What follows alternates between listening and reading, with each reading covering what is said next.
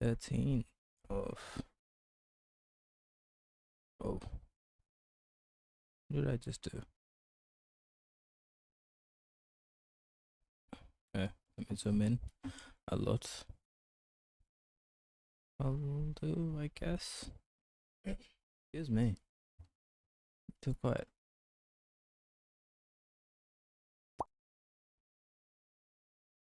Alright, what are we doing today?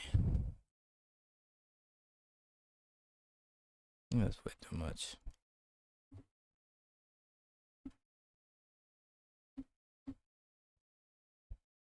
Okay.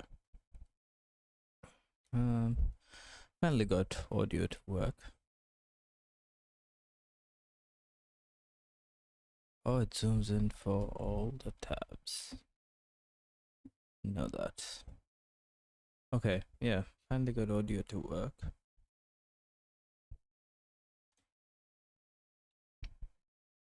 Excuse me. Yeah. There's a bit of a...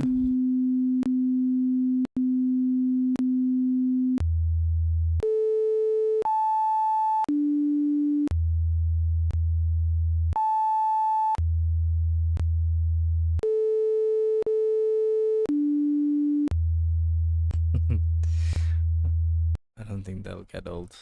I enjoy that quite a lot. Okay.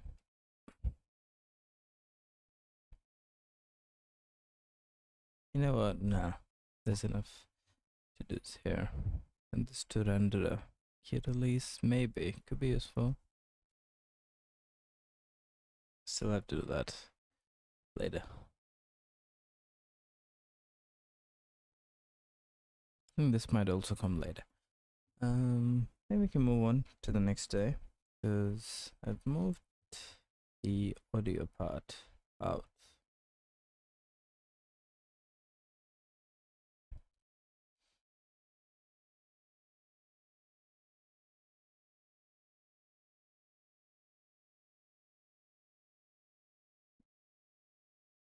But I'm thinking this could be part...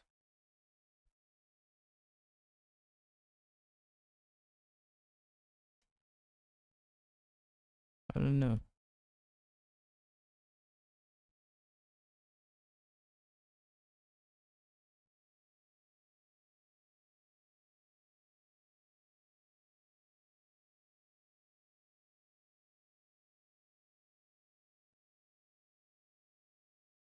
I guess this could be removed later.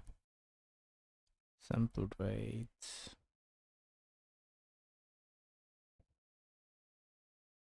I don't know yet. I think that could be better, but I don't know how. The stream begins now is to begin the stream. I think we can all me. agree on that. All right, everyone, thank you so much for joining us again. This is Handmade Hero Day 13, where we are making an entire professional quality game from scratch right before your very eyes. We are in the middle of a process where we are basically taking our Windows code, which is what we did the first 2 weeks, and we are turning that into platform independent code with just a little Windows layer, and that'll set us up for success kind of going forwards, where we can have this run on lots of platforms and we won't have to touch any of the code that is in the mainline game. So we left off yesterday. We had just moved sound output over from being platform specific to being platform non-specific, and so today we actually have to do the same thing for input. So basically what we're going to try and do is we're going to try and end the day with having input being processed on the other side. Now there's one little thing that we may cheese out today because I want to talk about it in depth tomorrow, but we're going to do most of the work for the input today. So loading up Win32 Handmade, this is our Win32 code here, and then loading up handmade.h and .cpp over here, which is our platform non-specific code. Basically what you can see, what we've already done, is we're already passing some generic structures that just are the off-screen, the graphics buffer, and the sound buffer to the game, and then the game fills those in. But what you can see here, obviously, is that we're still having to pass in things like blue offset and green offset, which are essentially, they are allowing the platform layer to process the input from the gamepad, or the keyboard or whatever, do whatever it's going to do, and then pass that information to the game so that it can render the off-screen buffer. But you know what? This is kind of interesting here. Let me finish what I was going to say, but then I want to show you something else, something a little fun. But what we're not doing is we're not actually passing the input across and letting the game do that processing. So all of the actual results of the input processing are still sitting in our Win32 code, and we don't want to do that. We want to have all of the logic for processing the input on the platform independent side, and we just want the Win32 code to do the work necessary to sort of like process it out of Win32 format into some convenient generic format that all platforms can provide, hand that over to the game, and then go from there. So that's what we're going to do. I want to say one thing. Now, you'll notice if I cut and paste this here, we didn't notice this. No one on the stream noticed it either. See anything going on here?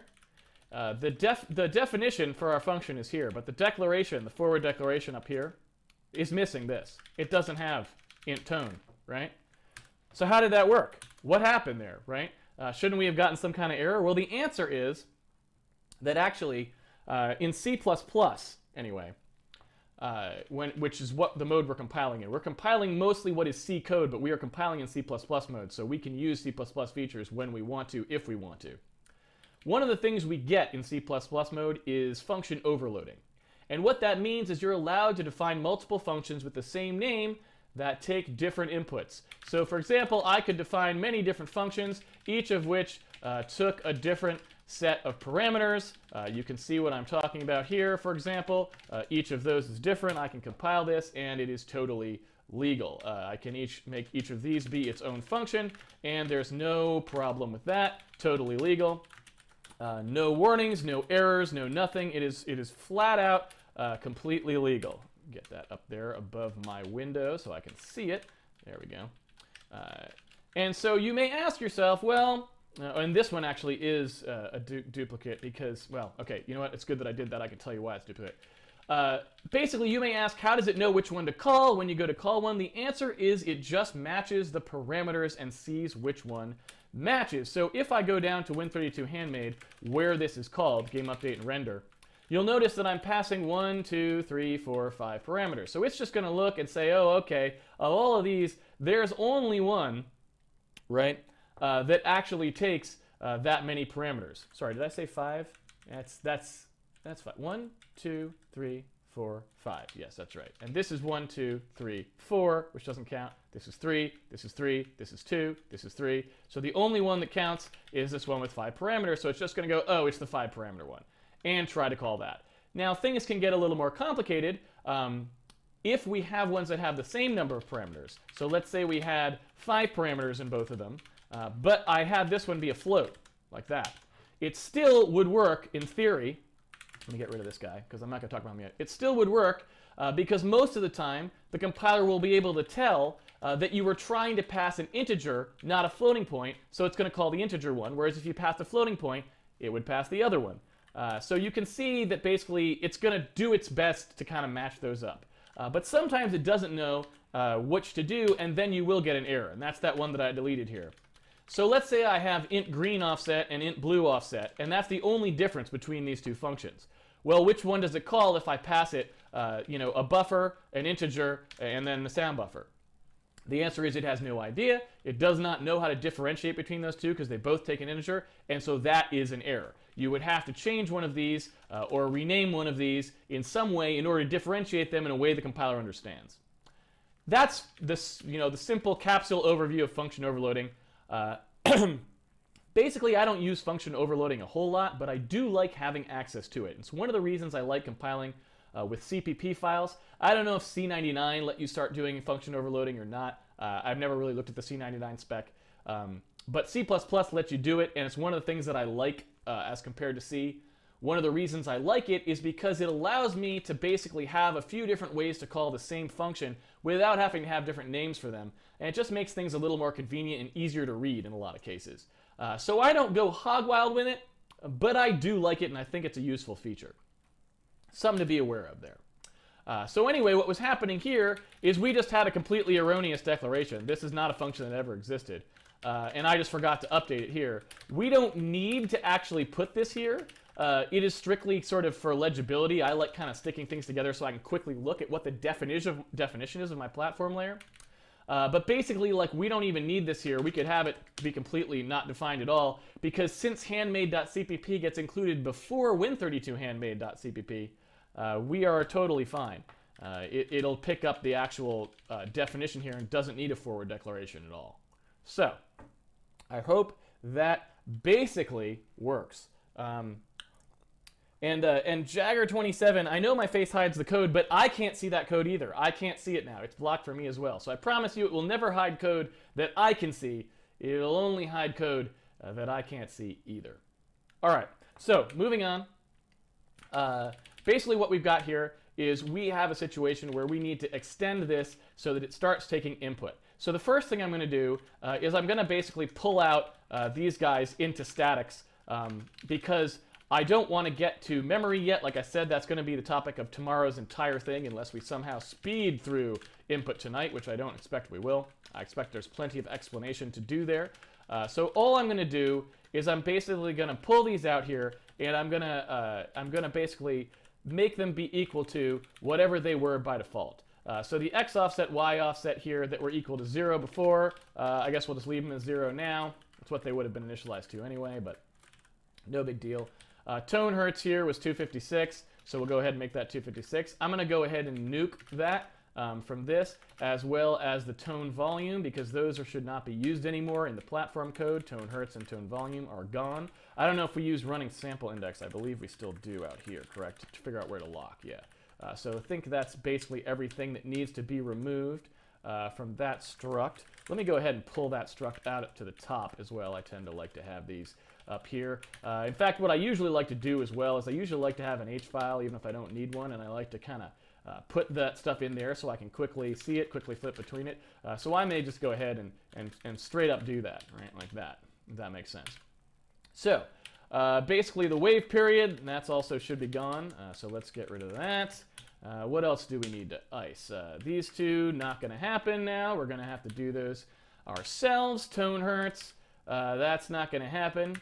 Got to get rid of that. And the wave period also, all that stuff's going to have to be dealt with differently, and we're not going to pass them anymore, so we're basically just down to this. And now we get to a situation where we've done a little bit of feature regression there. We have removed all of the ability to control what's going on, and we're going to have to start moving that into the platform layer. So there we are, everything's still working, but we cannot use our joystick anymore.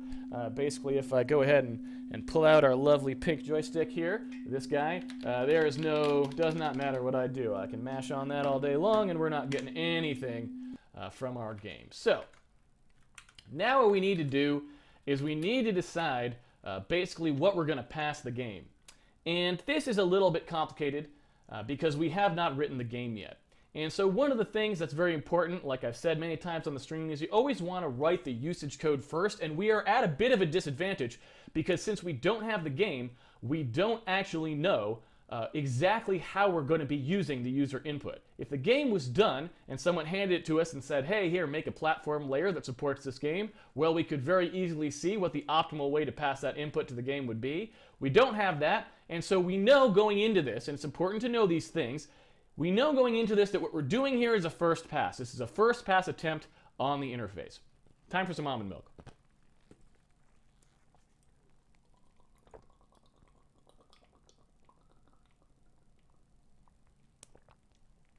Bit of a long swig there.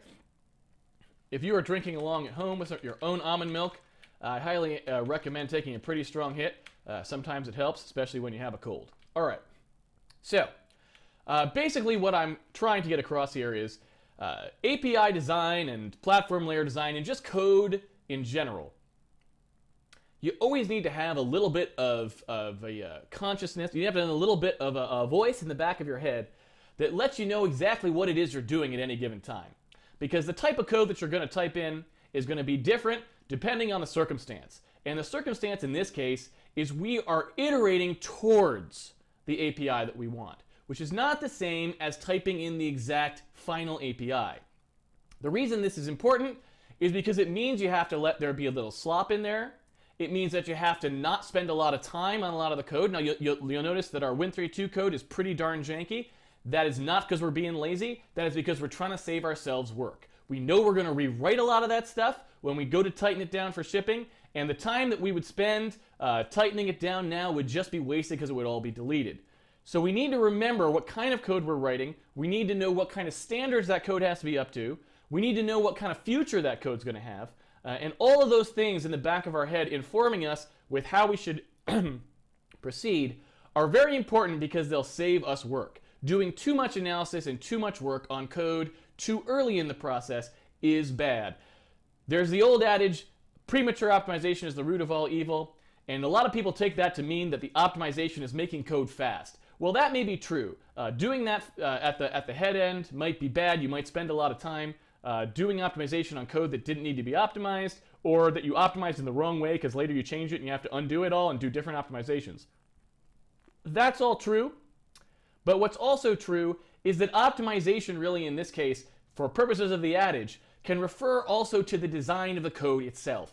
Premature design is one of the most, and I repeat, most destructive forces in computing today. It is the thing that costs the most time. It is the thing that results in the most problems in shipping code. Premature design is awful. You have to remember what you are doing at any given time. So right now we are at the beginning of the design phase for this API, and we need to understand that these are experiments, and we need to use them as such and guide our code up to the point where we can start to do final API work on it, and that is the time to start tightening down those crossing the I's and dotting the T's, or crossing the T's and dotting the I's, depending on which language you happen to be using. That is the time for that. Okay. So, what's it called? The input looks a lot different here. How would I? Let me have a look. In the game, where's my input?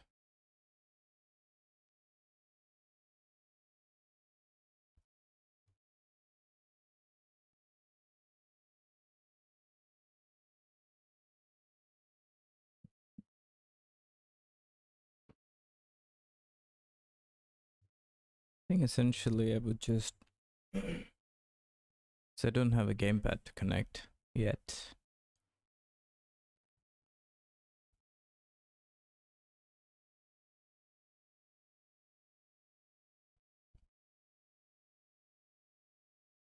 So I could move this. This will be part of the game.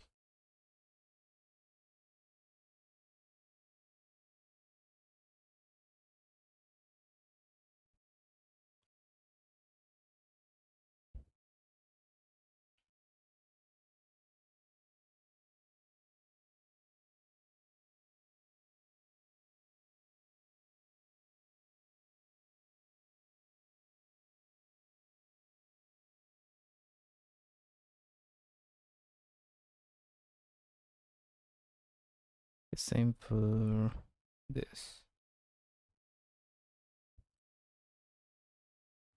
I think for now I could just leave this out.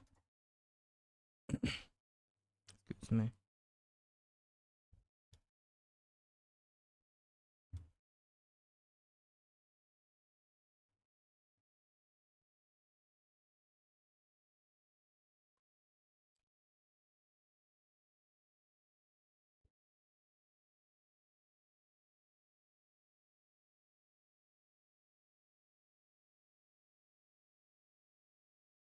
What does it return? Key symbol.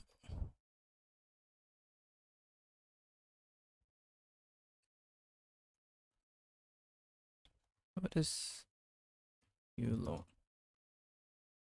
And see.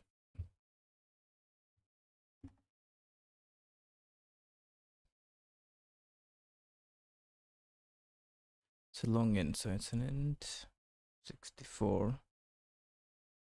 Unsigned long int. The data type is stored no negative whole numbers and typically has a range from 0 to 4 million. Is 32-bit. On systems where long is 64, the range extends up to that. Okay, so it's basically just U64.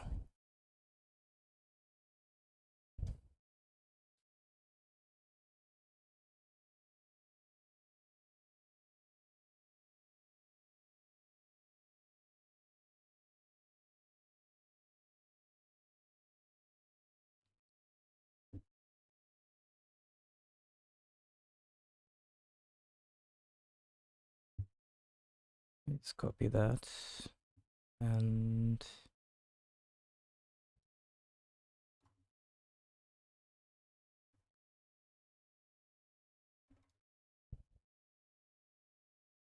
build some buffer.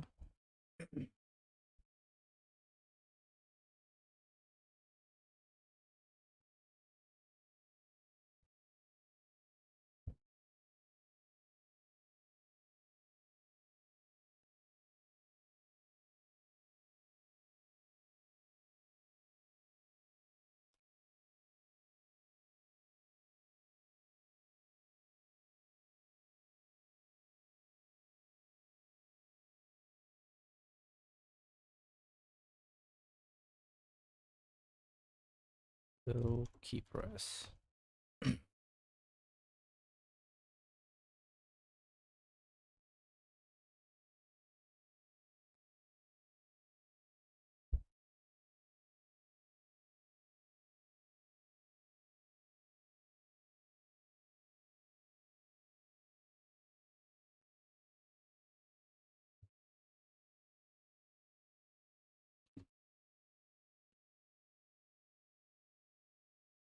This doesn't need to return anything.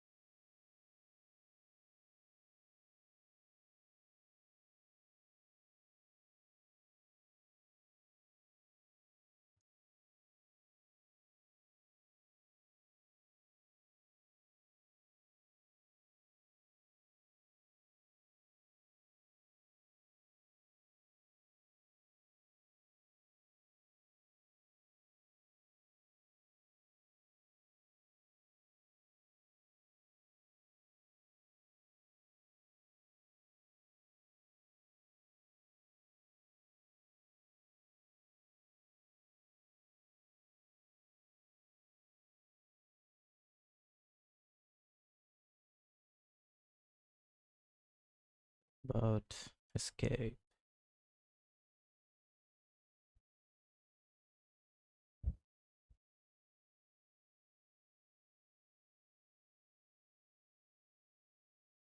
I mean, for now, I'll leave it there. This would need to be public.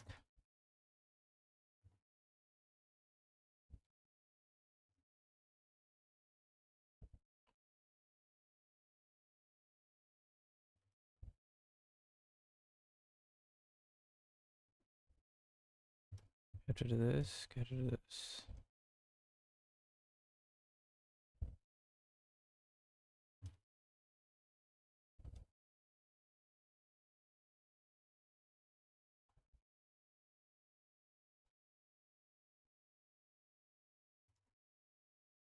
If key symbol.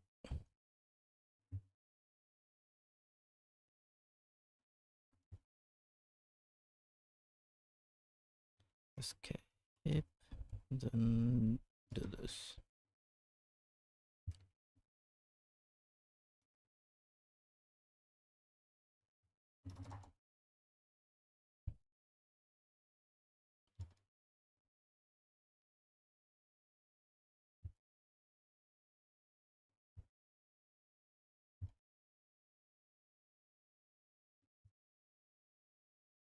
second of key symbol.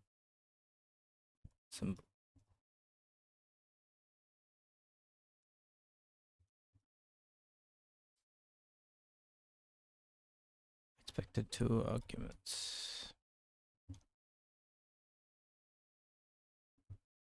Pointer to global sound buffer.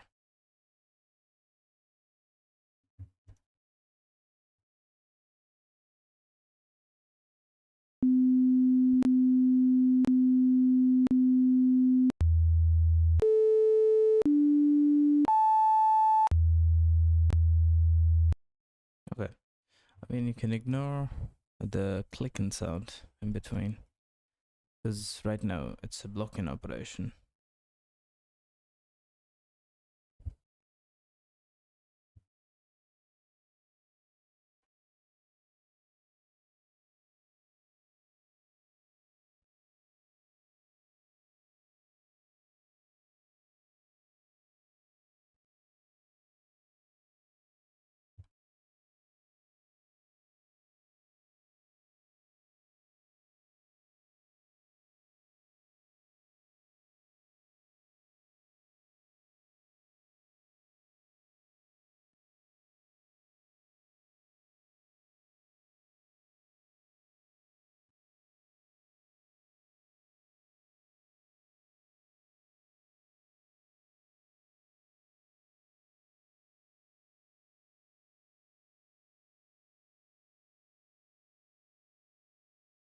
Okay, that'll do, because I don't know how.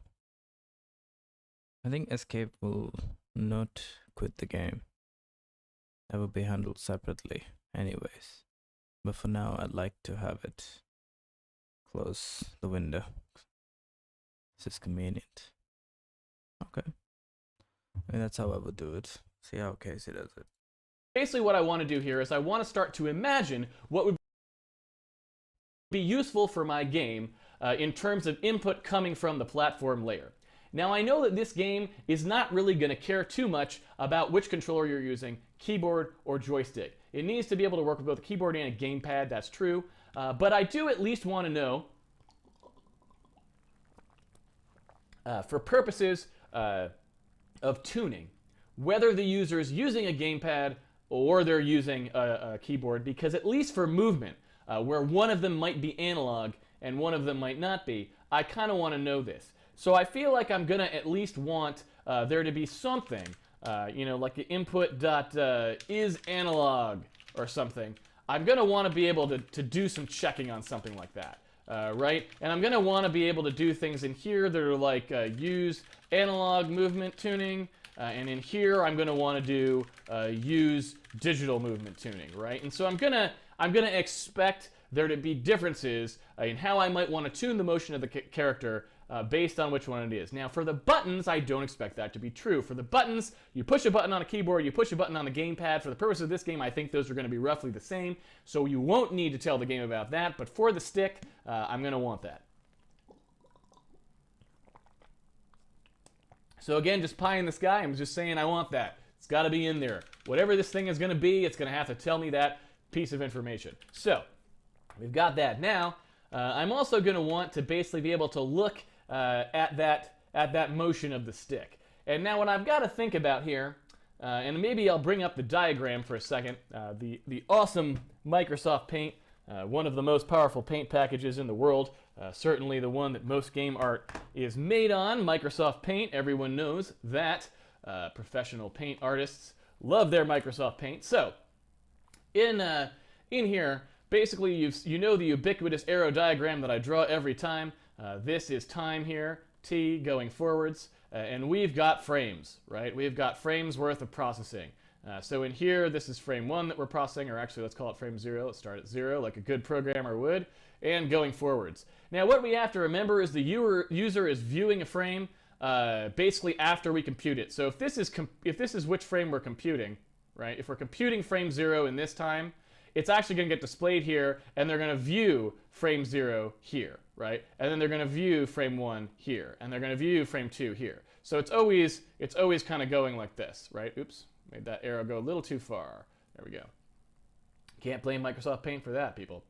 All right, so basically what happens is if we are computing during this period, let's say, or we'll actually use it after we're sort of up here. So we're displaying frame 0, and during the time when the user is looking at frame 0, right, they are moving the joystick around, right? They're moving the joystick left and up, and who knows, maybe they roll it around.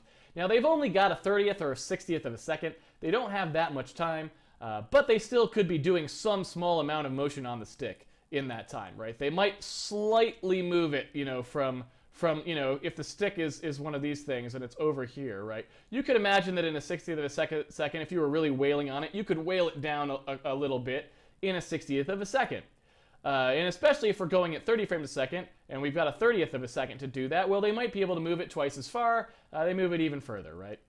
So the user is moving their joystick in response to what they saw on the screen. We're not going to get this input until after we've already computed frame 1. So the next frame they're going to see is not going to incorporate any of the input they were doing when they actually saw frame 0. This is one of the reasons that having a high frame rate is good, because basically you have to act on the input that you got last frame to compute this frame, which means you're always essentially 1 frame behind. If you do your input stupidly, you can even be 2 frames behind, but no matter what you do, it's not instantaneous, the response. It's always bucketed by that frame rate, and you're going to be 1/60th of a second behind, possibly more, depending on the circumstances. So we have some decisions to make here. Now we got another thing, which is like, let's say they push the A button, right? They push the A button down, then they let up on the A button, then they push the A button again. Probably pretty hard to do that in a 30th of a second, but who knows? Maybe they're really wailing on it. Maybe they got magic fingers. I don't know. Maybe they hooked up one of those old turbo joysticks that does the automatic repeat fire. I don't know. Who knows what could happen? But point being, if we imagine this frame to be impossibly long, let's say we were running at 1 frame a second, then you can certainly imagine the user pushing the button a couple times during that 1 second. And of course, that is something to be aware of as well. And so what we need to do now as a game is we need to decide what about this series of operations that is happening in here do we want to actually record? So like, what do we save, right? And of course, we have some restrictions on what we can save because the joystick itself is only polling its own state for a certain number of times a second. So we actually just get snapshots. What we get if we look across this, depending on the polling frequency, is we just get a series of little positions of the stick, right? We don't actually know what happened in between there. We don't know what happens in between the polling frequency. So no matter what it is, it's kind of a discrete approximation of the actual motion that happened on the stick. Same thing with the button. If somehow the user could press the button twice fast enough that the joystick itself wasn't polling fast enough to catch that, you could imagine a circumstance where a button press was completely missed, right? So there are limitations of what we can do, but certainly what we do want to do at a minimum is ensure that anything that's important for our game to have happen, that we don't miss. So for example, if the user happens to let up on the A button here, press down on it, and then let up on it again, that's a button press. We don't want to miss it. We never want to miss a button press because then the user pressed the button and didn't shoot or didn't do whatever it is the game's going to do when you push that button, and that feels awful to the player. So we want to respect those things as much as possible, okay? So what we need to decide now is how we're going to collect this information and how we're going to pass it on to the user, because we can always decide to poll those devices more frequently if the operating system lets us do that, or try to get access to lower level data. We can always try to improve how we get the data, but no matter how much of the data we get and how accurate it is, we still are always going to have to solve the problem of how do we encode it properly so that when we pass it to the game, it has the easiest time understanding it.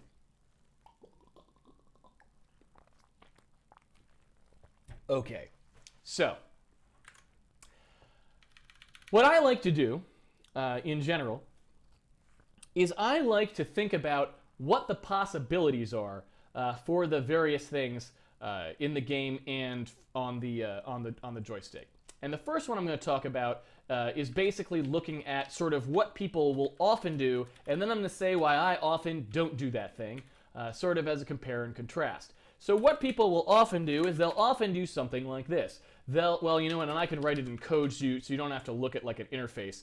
You can actually see what the code would look like when they write it. They often do something that looks something like this. You've got a for loop, and it's going to do something like, let's say, event index equals 0. If that is if I can type tonight, which who knows.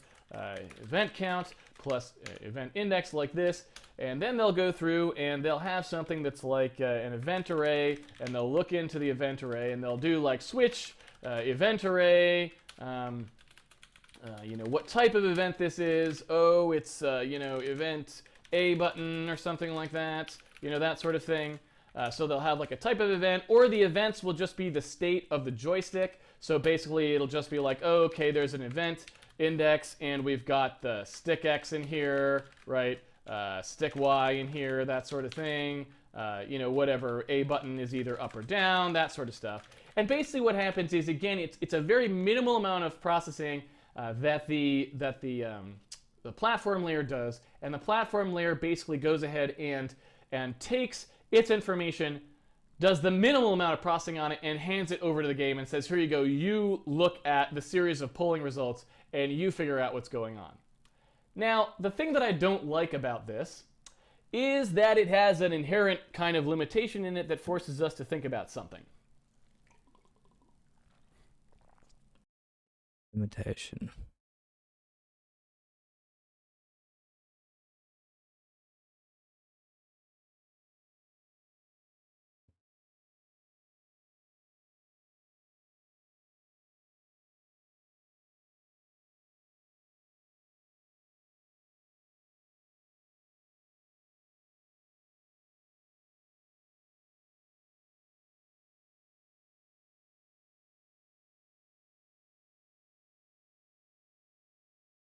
No idea. Can't tell. I mean, it's not too far from what I've done.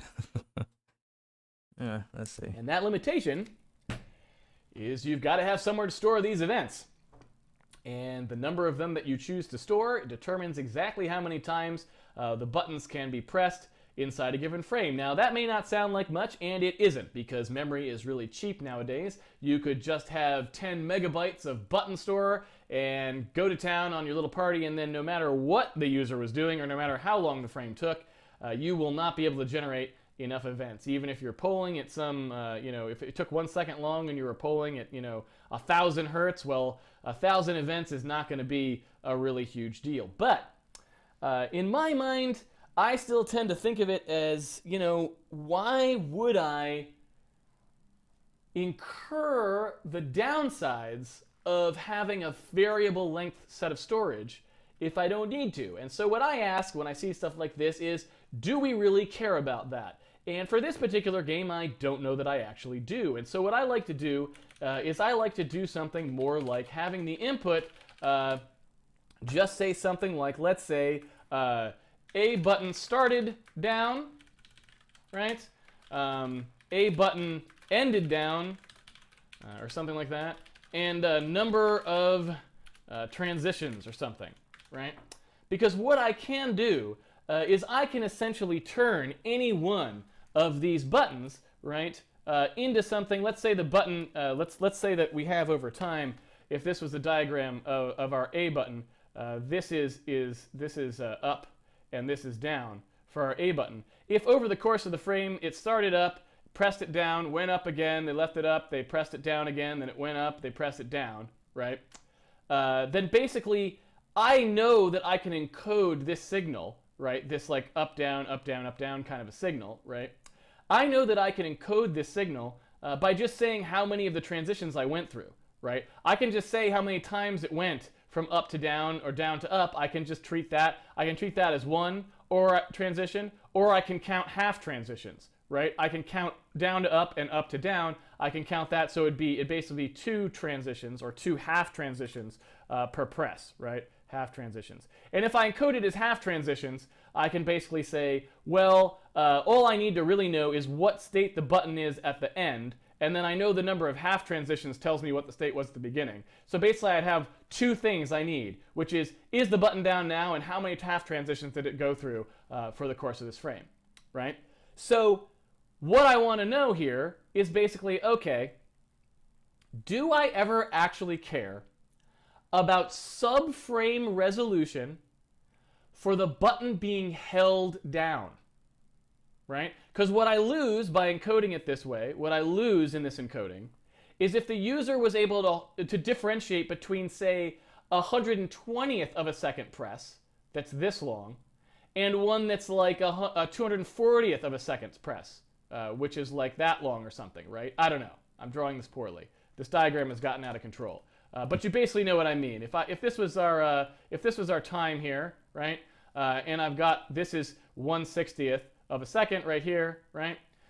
Then as I go through this, if I was to look at the button press going from up, so the button is up, and then it goes down for a whole 1/20th of a second, this region right here, do I want to differentiate between that and something that just looks like this, right? Where it's down for only half that time. And my answer to that is I don't think any player can even do that, right? Players can't really distinguish between a press that's a 60th of a second, a 30th of a second.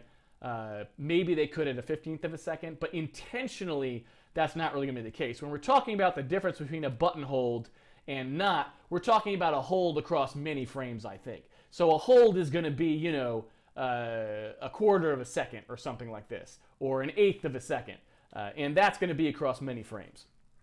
So at that point, I tend to kind of think of it as, well, I don't really think I want to try and track that, and I don't know if most operating systems are even going to give me anything at an accuracy that...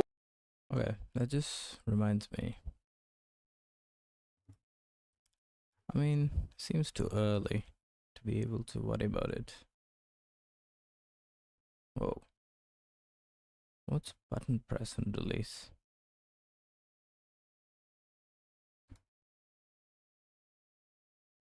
Anyhow, I think at some point...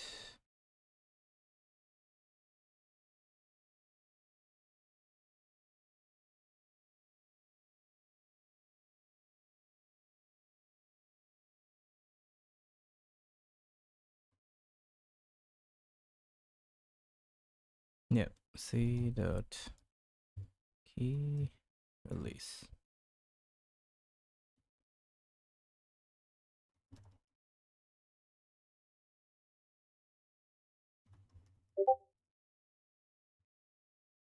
Some point.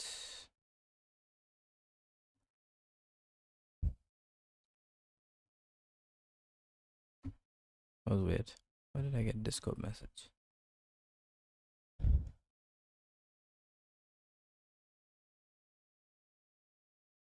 Yeah, because right now it's way too simple. It only changes the tone, and it's not very real time either. It only updates the tone every second, so it wouldn't really matter.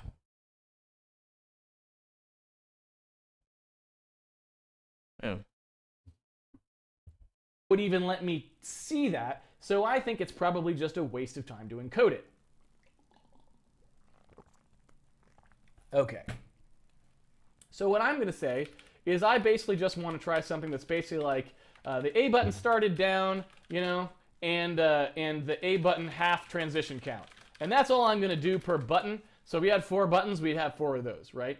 So I'm just going to go through those, and we don't actually use the button right now for anything. We'll have to invent something for it to do. But basically, I guess what we'll do is we can do something like, and I wanted ended down, not started down. Basically, for now, what I'll do is, since we don't have anything else to do right now, I'll basically just say that if the A button ended down, I will make, on any frame where you're still holding it, I'll make the green offset kind of increment by 1 or something like that, let's say. Just for now, it's not a good example of doing anything useful. Once we get some like projectiles or something, we can start doing some real code in there where we look at the half transition count and launch as many as we should and things like that. But for now, we're not going to do that. All right, so we did that, right? We've got the A button down and the half transition count. That's what I'd like to do for buttons. Now the stick. And the stick is a little more complicated. because it depends what we're going to want to do with it. If we had a D-pad, it'd be a little clearer. I think if we knew that we were going to be on a machine that had a good D-pad, I might want to do stuff like allow you to do that old dash thing that people used to be able to do. Do you know the one I'm talking about? Where they basically could like double click this thing in a direction and you dodge. You know, I'd love to have that. I'm worried that that is too difficult to do. I'm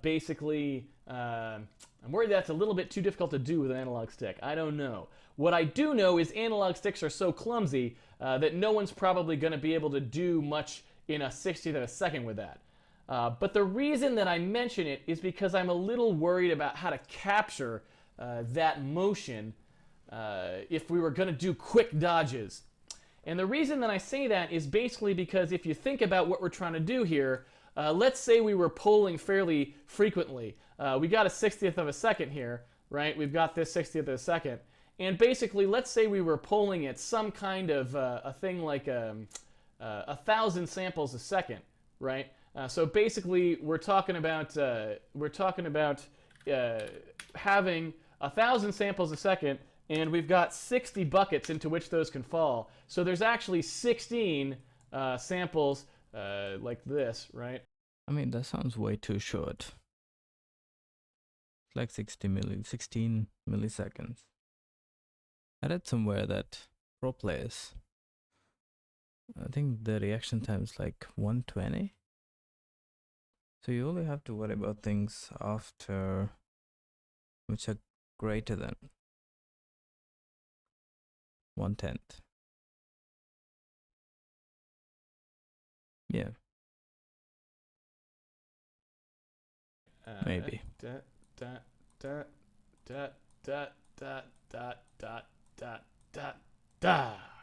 Okay, there's our samples. 1, 2, 3, 4, 5, 6, 7, 8, 9. Oops. 1, 2, 3, 4, 5, 6, 7, 8, 9, 10, 11, 12, 13, 14, 15, 16. So they each go one sample in each of these buckets, right? We got a stick position in each of these buckets. So let's say that we were polling at some ungodly frequency because we're trying to be Mr. Amazing Action Game, and we've got some crazy, you know, the dude spent $8,000 on his Razer massive joystick thing that pulls perfectly, and for Street Fighter he's playing at Evo, God knows what's going on.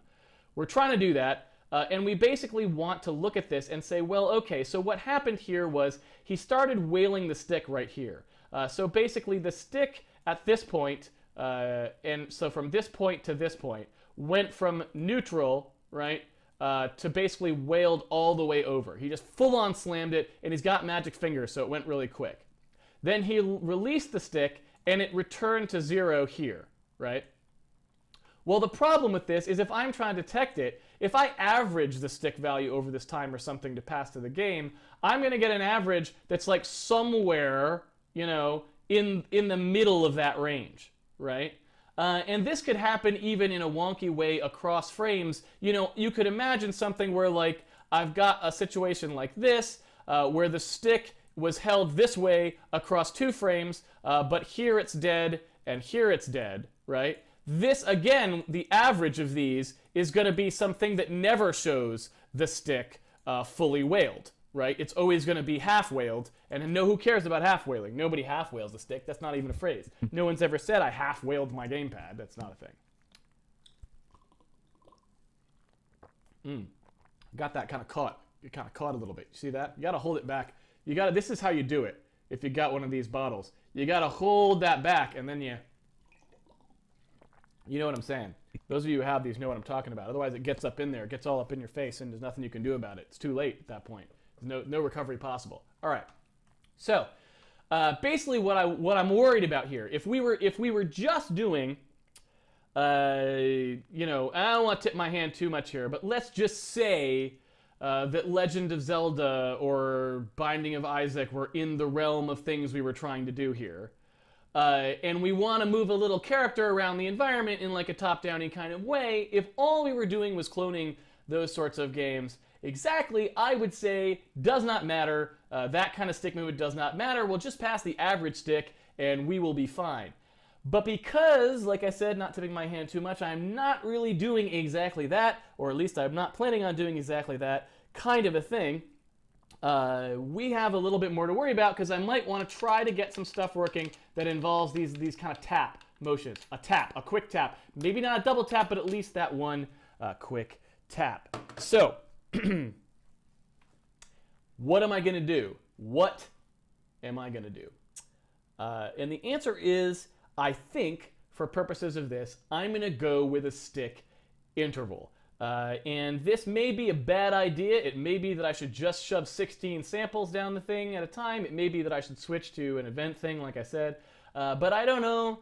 I'm not sure. I think I might just want to go with some kind of stick interval so you can kind of see how far the stick moved, that kind of a thing. So like a min-max sort of a thing, if that makes sense. And so what I think I'm going to do is I'm just going to go with an input kind of thing where it's like we've got a min x and like a min y kind of a thing, and they'll have max as well for the stick, that kind of a thing, right?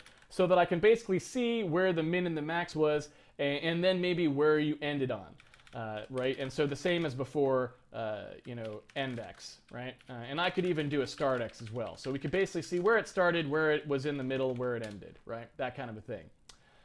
I don't know. Like I said, experimenting, totally being experimental here. Not saying this is the right way to make a game.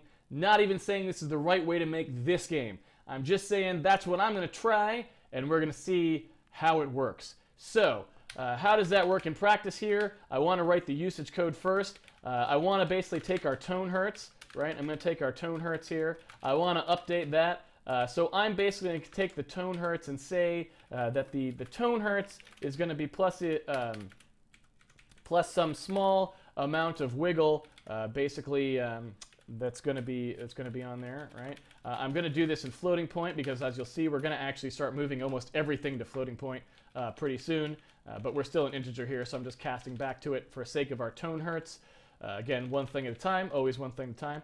And I'm just going to go ahead and say that whatever it ended on, again, because that's the easiest thing for me to do at all times, and we can trivially test to make sure our thing is working at all by sort of going there, right, by getting that to work. So I'm going to make our tone hertz be that, and then I'm going to make our blue offset be plus equal to, let's say, whatever the int is of, I don't know, let's say up to 4 pixels at a time, maybe, times whatever that stick is.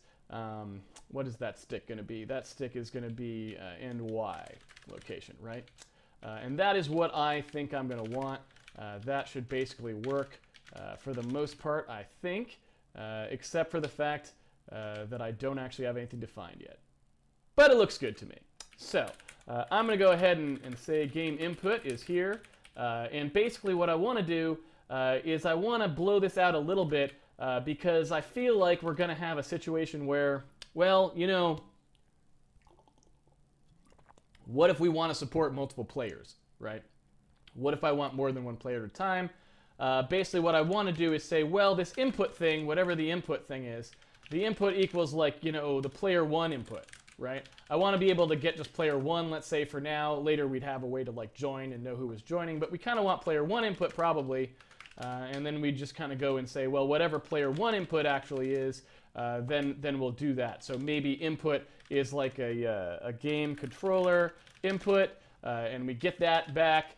We take the random thing, we say input, and we say input. I guess we should say 0. So player input 0, something like that. I'll just grab out of an array of inputs that will say however many players we support, maybe 0, maybe 1, and then I'll say we know that that's accurate, right? There we go. We know that that's going to work, so I don't really have to test anything. Then this is going to be a pointer input 0. I want to know if it's analog or not. I'm not really doing anything with that yet, though. Well, there is one thing I could do, which we could play around with, which is which one of these we're going to do. So for the moment, we could say that we'll use is analog there. Let's do that. That'll be good. And then we'll also do our button thing. That happens whether it's analog or not. We'll do the digital movement there. Just trying to think through if there's anything else we needed. That's fine. With A button ended down. That all looks pretty good to me. So I'm going to say let's go with that for now. Let's just see how that works.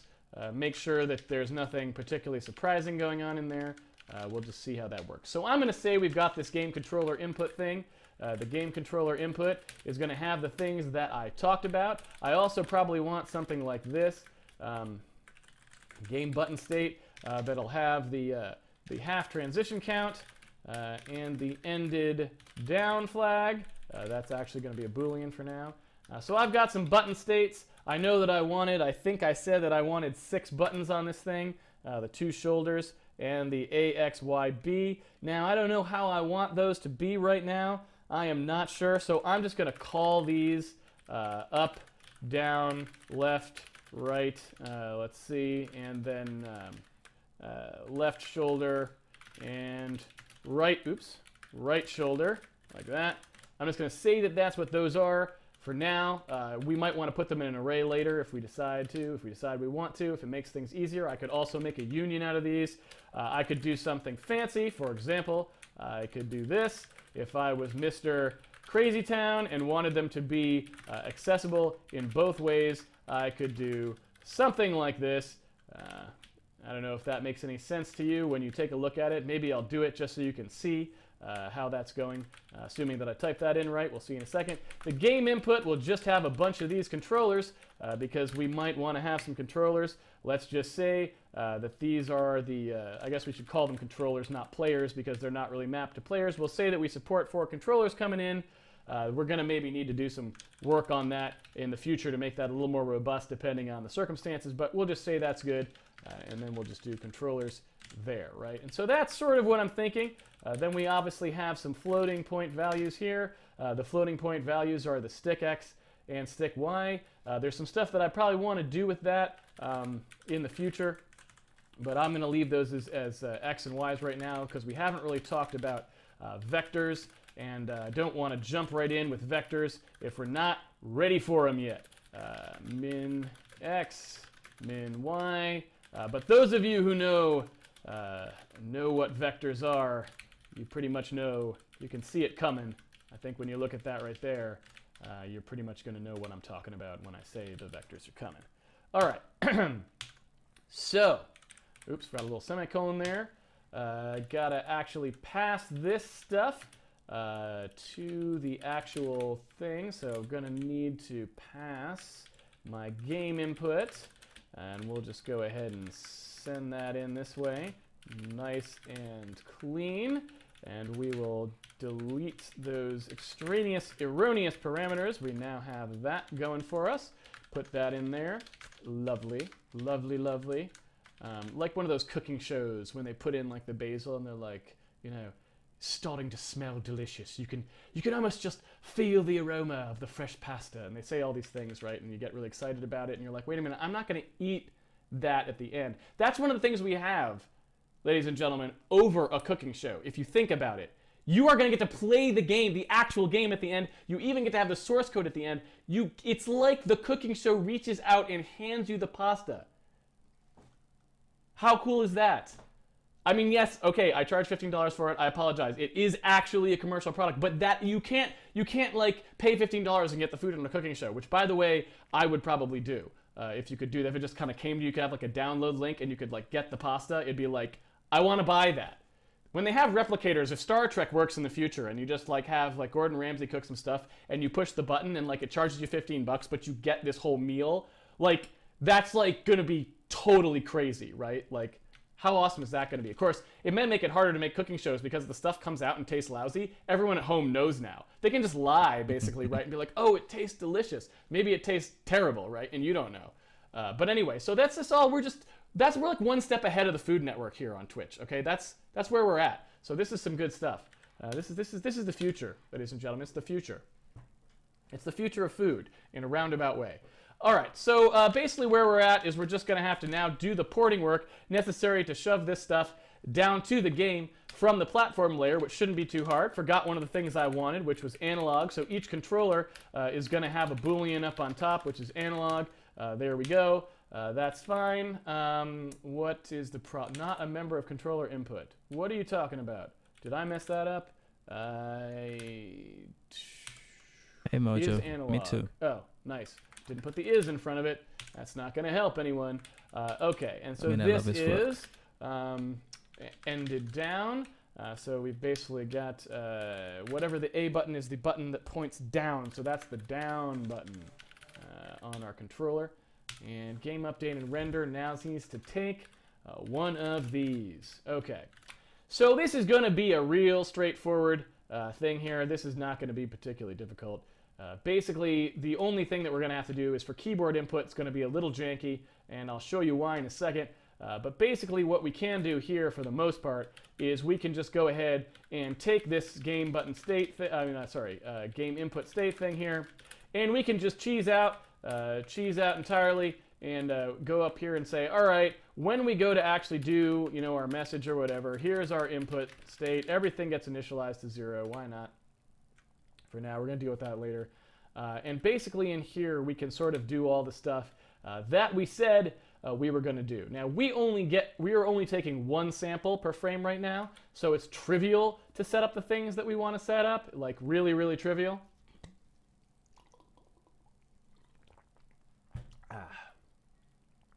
That almond milk. All right. I need to get some kind of endorsement for almond milk. I like it so much.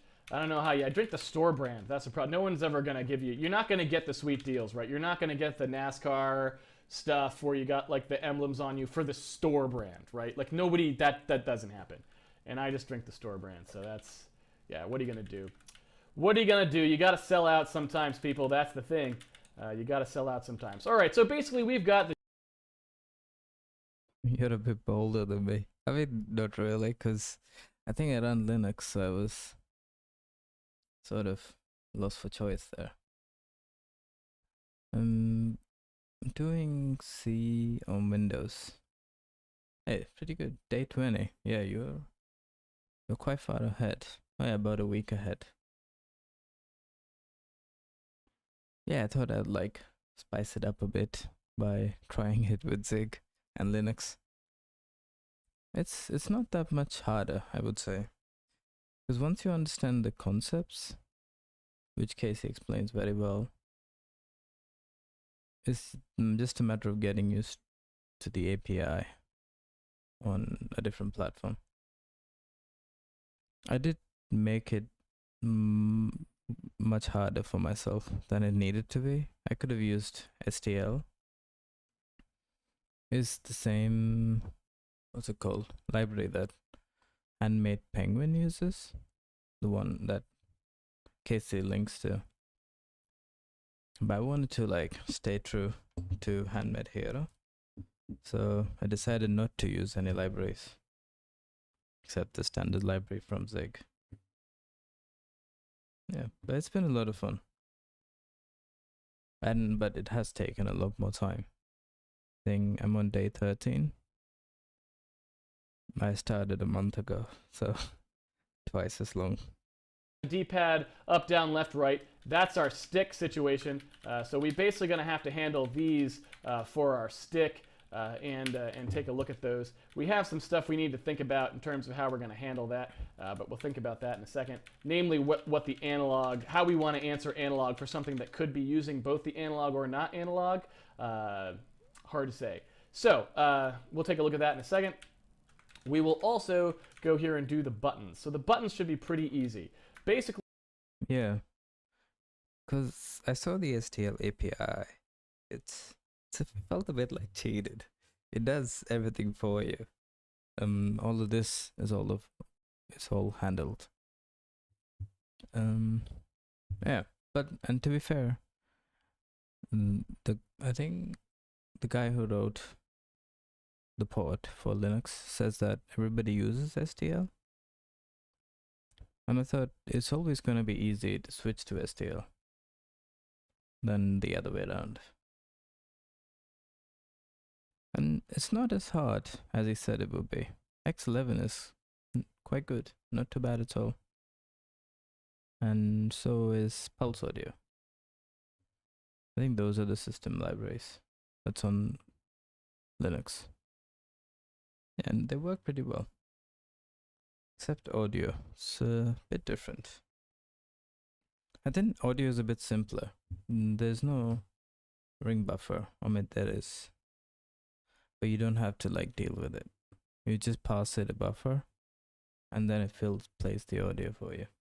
We can just do something like this. So we can say for our input, we have our button state, and our button state just has this. So the we have a half transition count, and we have whether it ended down. This is our button here, our button struct. There we go, button. Okay, so basically what we need to do here is if the button ended down, really all we need to know is was it down before, and if it was down before, then there was a half transition. If it wasn't down before, then it wasn't. Really not a whole lot to it. So basically all we actually need to do is say something like, was it down previously, right? Like we don't know. If it was down previously, then the half transition count is 1. If it wasn't down previously, then it's 0. Or I should say more specifically, if was it down previously, it equals whether it's down now, right? Something like that, right? Make some sense? Hopefully that's pretty clear. So basically if the button was down previously and now it's not, that's a transition. If it wasn't down previously and now it is, that's a transition. And then whether or not it ended down is just the state of the button. So that's just going to be something that looks like that, right? So what we can do, we've got a lot of buttons here. What I'd like to do is basically generalize that out so I don't have to type it that many times. So basically what I'm going to do is I'm going to say something like this. I'm going to go up here and say, well, I've got an internal function, and that function is, in maybe let's say process digital button, or process x input digital button, let's say. Because that will basically, yeah, there we go. So that will be our call here, and it will take the information that we need to do this processing, and then we'll just call it for each one. So this guy right here, I believe, is the D word normally. So this is the button bit that we've got, button bit, there we go. We've got the button itself, which is this thing. All right, this is the thing. We're going to call this new state. That's the result that we want to compute. And then we're going to have to pass it the old state as well, because it needs to know whether it was down and what's going on there, right? That's going to have to happen. So the half transition count is basically going to be if the old state ended down, right? Let's just say, and the new state ended down are not the same, then there was a transition, one half transition, up to down. We're not polling frequently enough to make that happen any differently. So in the future, if we do up the polling rate, that's where we'll put it. And we can probably do that on a separate thread if we wanted to. I've never really tried that with X input. I'm not sure how effective it is, but maybe we can play with that and see. I don't know if you can turn on buffered input in some of the later versions of the X input library, but like I said, I want to leave the platform layer a lot of room to get us better data if it can, so that platforms that do support higher polling rates will get that data. So that's something I just want to make sure that we're future-proof essentially down the road so the game can get that information. All right, so if it ended down is just whether or not this right here equals the button bit, right? Basically, that's all we're saying. If that button bit was high, we are good to go. I'm thinking, how would I do this for keyboard input? Oh, I gotta get rid of this. This is...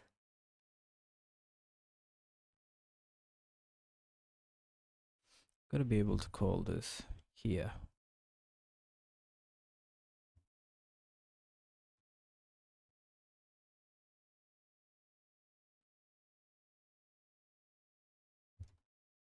Date, sound, and display.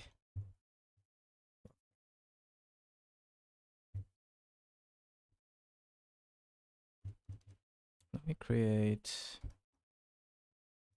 const, call it keyboard. Input is fine.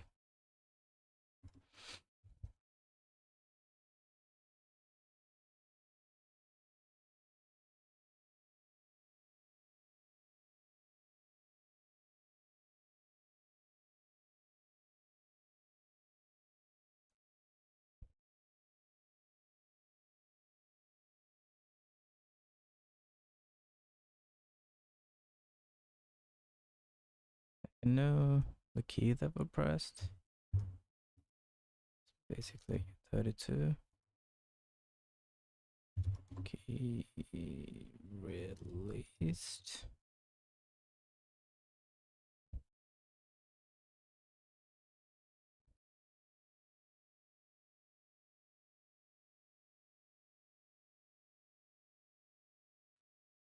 What else can I get from the key event?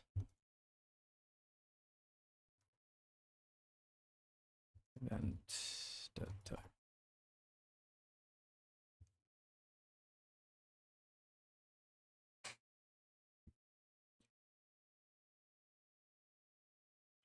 Okay, so there's only key press and release.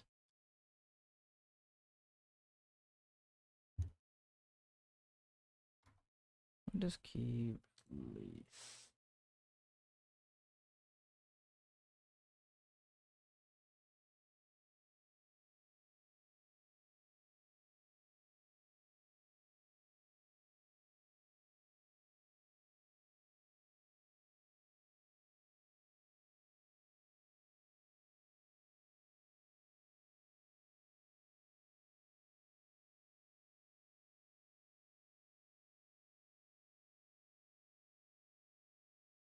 The upper buffer is an area used by Xlib to store requests. The function described in section plus the upper buffer of the function would block or not return an event. That is, all requests residing in the upper buffer that have not yet been sent are transmitted to the X server. Okay, so essentially I could get all the keys pressed.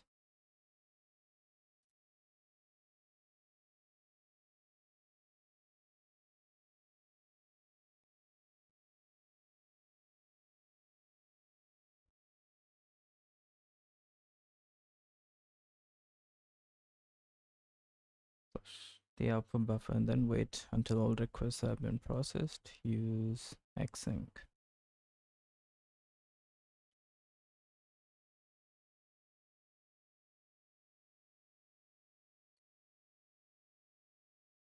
And I'll get back to that.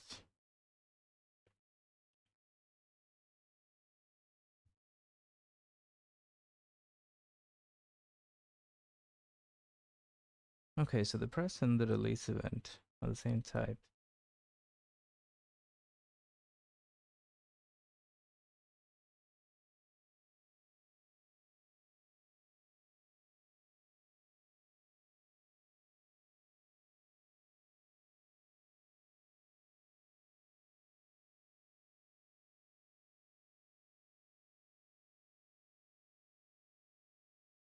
Okay, what is time? Is how long the key was held down for, maybe?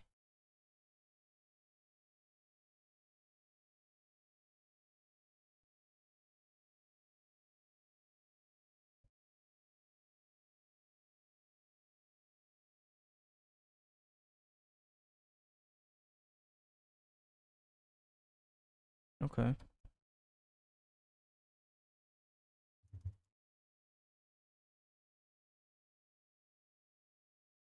Millisecond.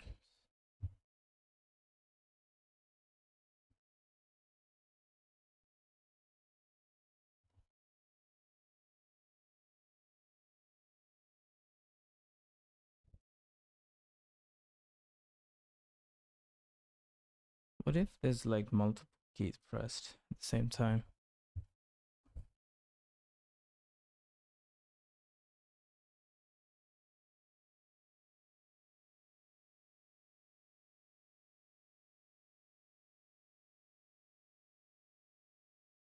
Not sure.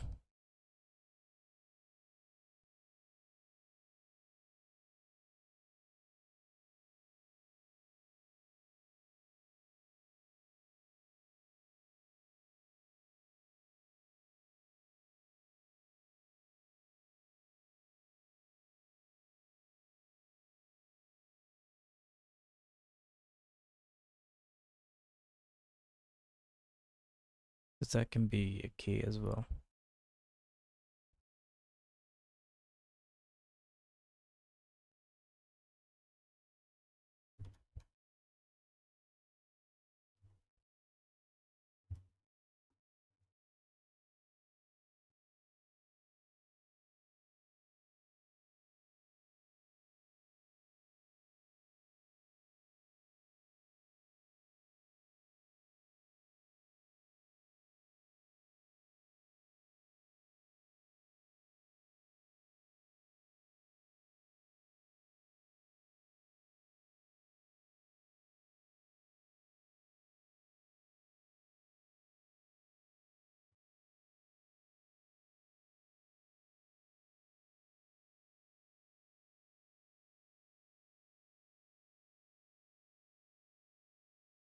is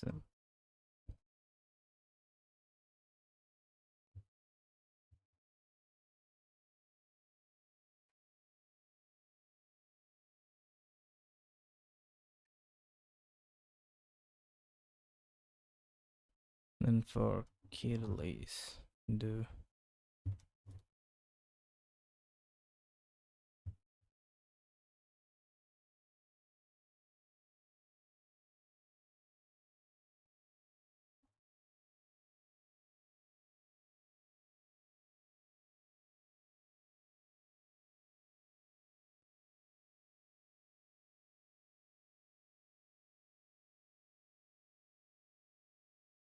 0, and then I can add save the time as well.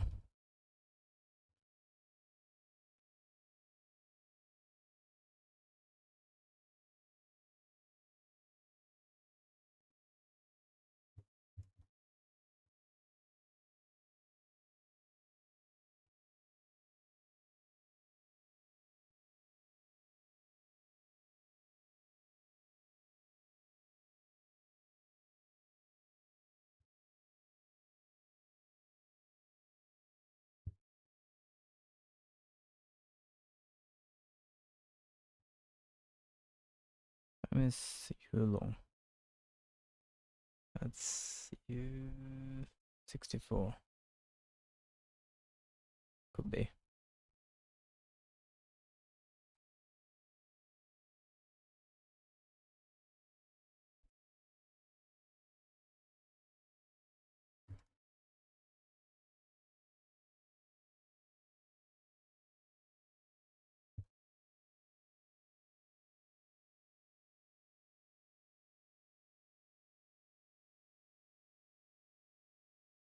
Okay.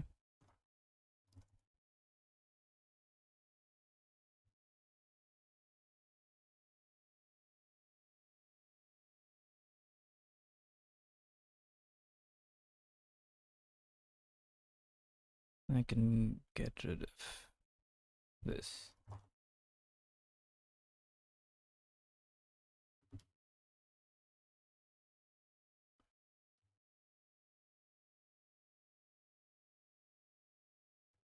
This render game. Not this one. But game update and render.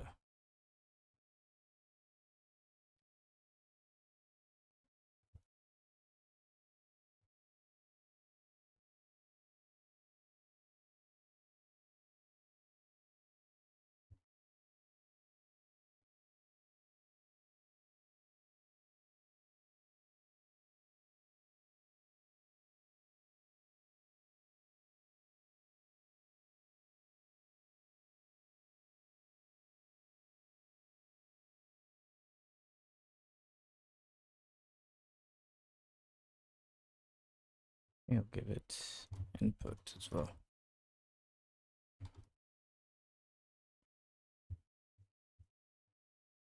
The handmade dot.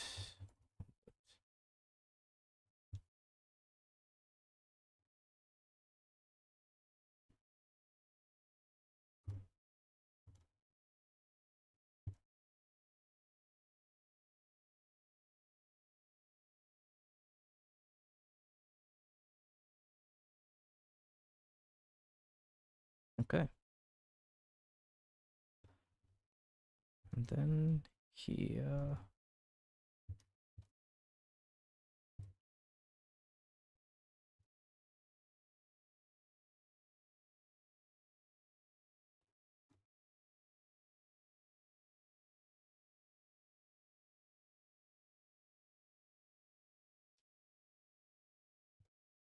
Handle key event. Pass it input. And then some buffer.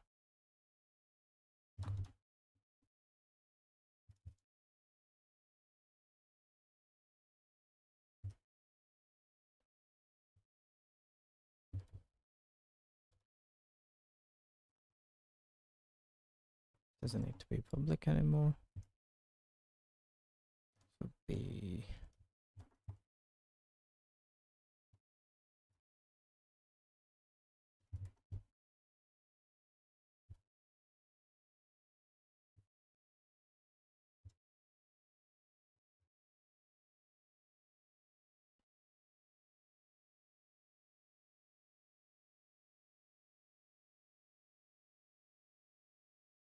Okay, time is not a pointer.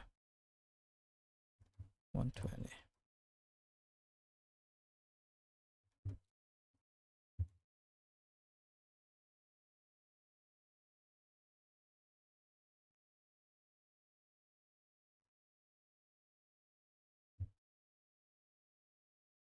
$87.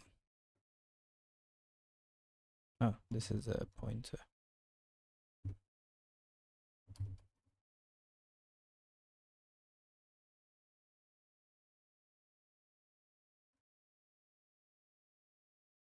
Yep.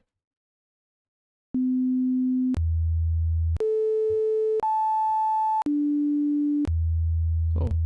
Still works. I still have to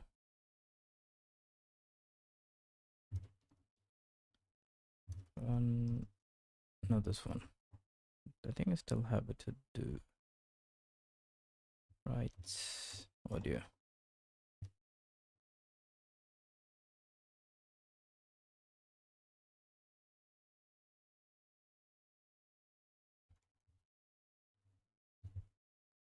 Yep. I still gotta run this in a different thread. I think that will take care of the clicking. So right now it blocks every time it writes audio.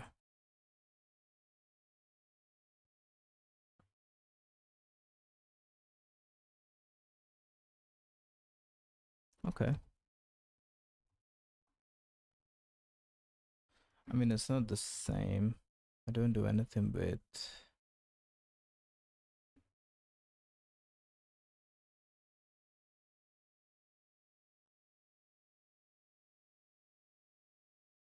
handle released.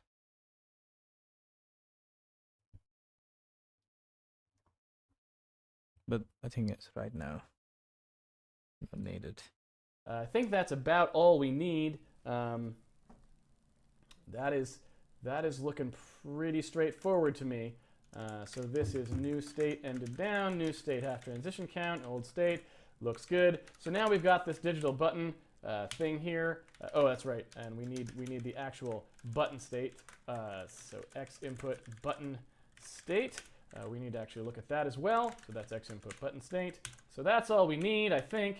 Then we come down here and we actually go ahead and process all these buttons. So we've basically got a call here. It's going to be passing the button bit that's appropriate for it and the button state, which is pad W buttons, right, like that. So we're going to do that. Then we need to take our input. So this is our controller, and this is going to be a particular, this is old controller, I guess, and its state. And then we're going to do new controller and its state, and there we go. And then the button bit, right? So then I just blow this out for every one that we need. Not particularly tough. Basically, I've got the A button there. What else we got? The B button. Sometimes I like over-pronouncing the word button. Button, right? It's very satisfying. Button. Button. As far as button, when you kind of swallow it, it doesn't sound as proper, right? It doesn't sound like you really mean it. You didn't really care about the button, but you cared about the button, right? You know what I'm talking about. Anyway, so basically all I did here was I just cut and pasted that code there so that we can basically crack things out. Now, I'm not actually tracking the start and the back button because I'm not sure if we actually care about those, so we're just going to leave those blank for now. Nothing particular happening there. And then we got to do our dead zone processing up here as well, which we'll do. So basically what I need now is I need to get these things that I was talking about here. So old controller, the state for the button is going to be each one of these. We said the A button points downward on the controller. Yes, it does. So that's old controller down. Then we've got the Y button, which is the up button. So that is this one, right? Then we've got the X button, which is left. That's left, and we've got the B button, which is right. So there we go.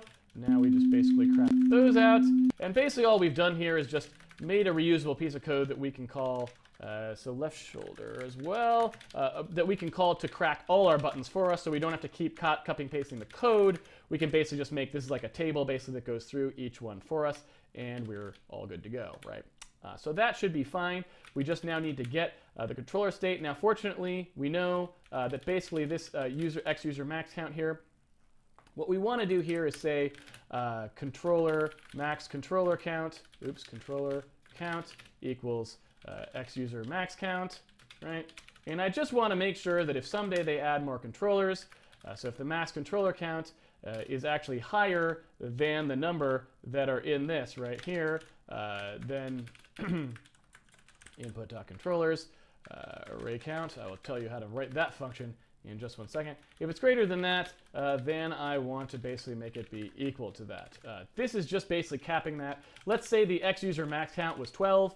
I don't want to get into a situation where I'm filling out right off the end of this array by writing into the 5th, 6th, 7th, 8th, and 9th elements and so on. So I'm just going to try and cap it here and say it's the maximum value is either the max count of x input, or if that's too high for our input, we'll make a smaller one.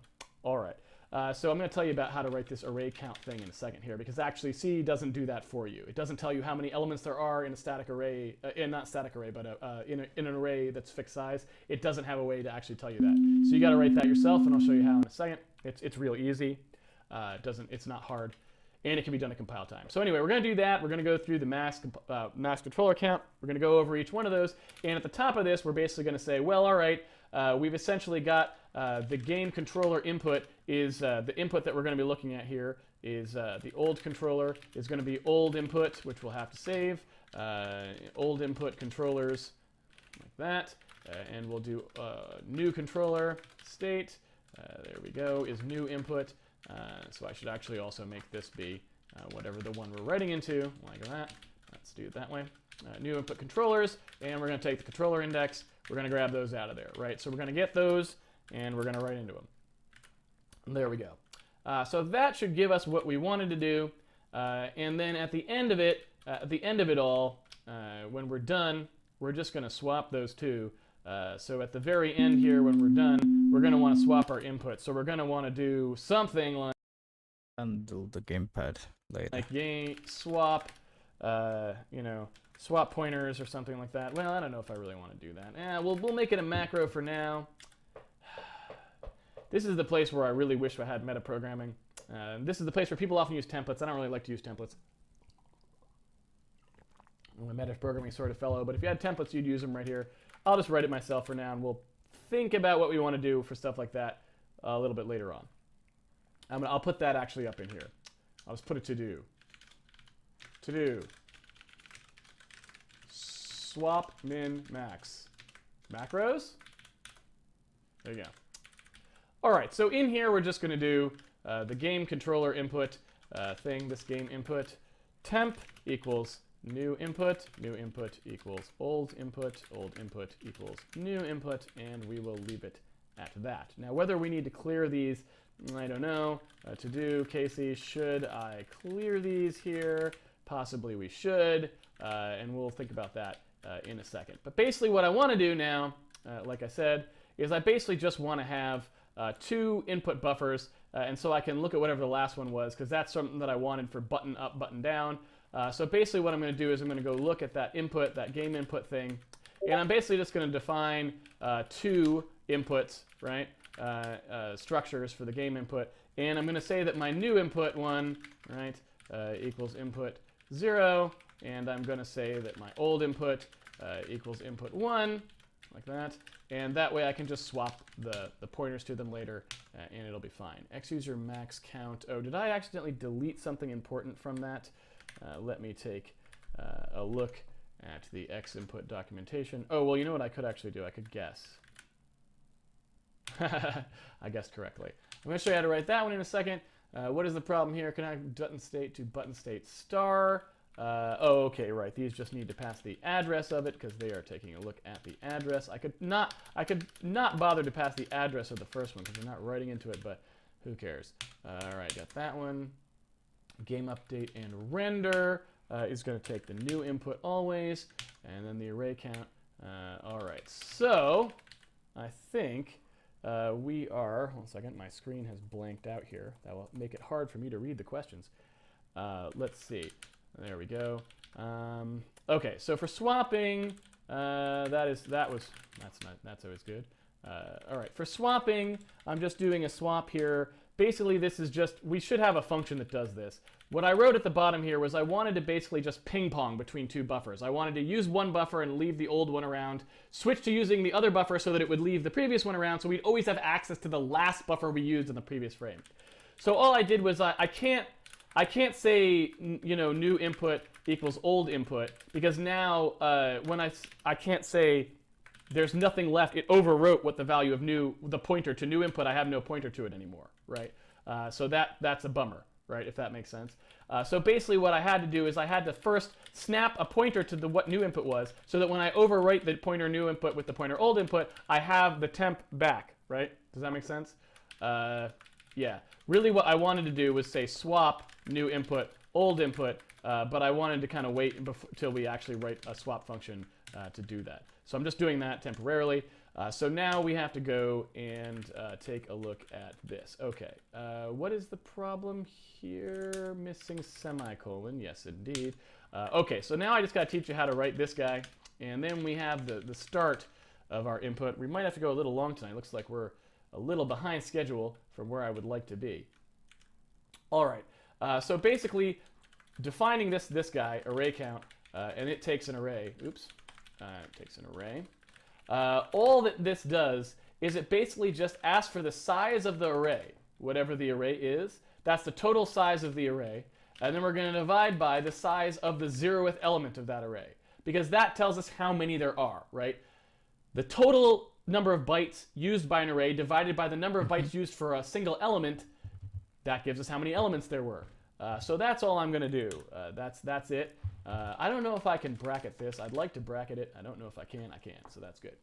Basically, I wanted to make sure that I have everything bracketed, because basically in a macro, this thing is going to get inserted into here. And so if it was something like an expression, that I didn't want the 0 to, like, you know, if they passed in something like, if I had this and they passed in something like foo plus bar, right? I didn't want that to expand to foo plus bar, because then the 0 is only on the bar. I wanted it to expand to something like that. So you kind of have to be careful in macros to always put parentheses around more things than you would ever have had to in another case.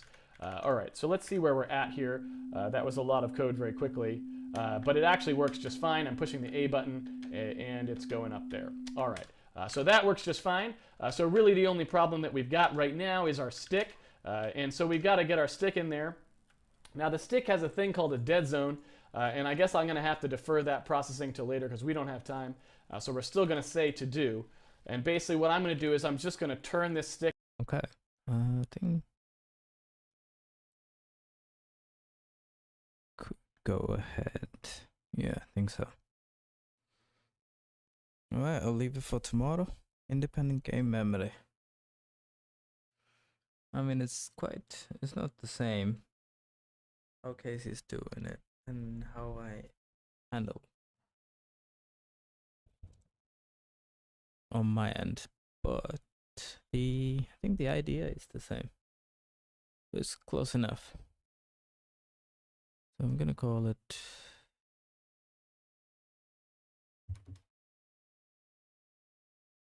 yep, okay, that's still what to do. Platform independent keyboard. No, input. Yeah.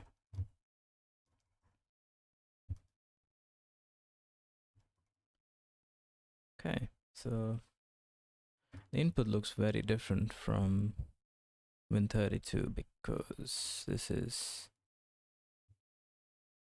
X11. Yeah.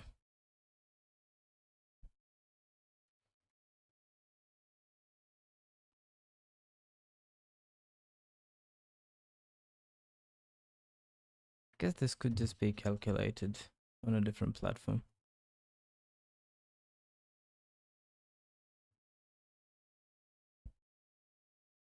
And yeah, okay, I think it's pretty good. Quite happy with that. This looks a lot cleaner now, the main loop. Least time, how long it was held down for. Okay, I think tomorrow I'll continue with day 14. That was quite fast. I think what was it? Sound day was the worst one so far. Took about 5 days. Mostly because I messed up the Pulse Audio API. Alright, I think I'm gonna call it a day. Thank you as always for hanging out. I shall